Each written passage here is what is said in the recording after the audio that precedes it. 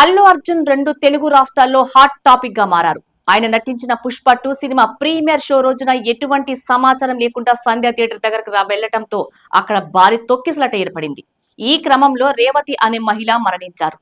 రేవతి కుమారుడు శ్రీతేజ్ ప్రాణాపాయ స్థితిలో ఆసుపత్రి పాలయ్యాడు.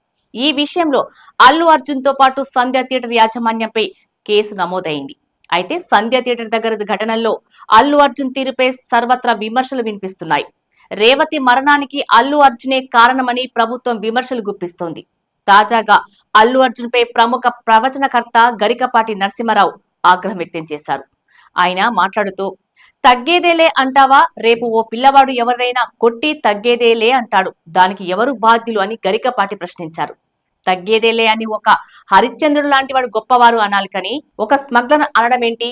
దీనివల్ల సమాజంలో నేరాలు పెరిగిపోతాయి. ఆ హీరోని డైరెక్టర్ ని నా ముందుకు రమ్మను, కడిగి పారేస్తానంటూ ఓ రేంజ్ లో పుష్ప 2 మూవీపై గరికపాటి ఫైర్ అయ్యారు.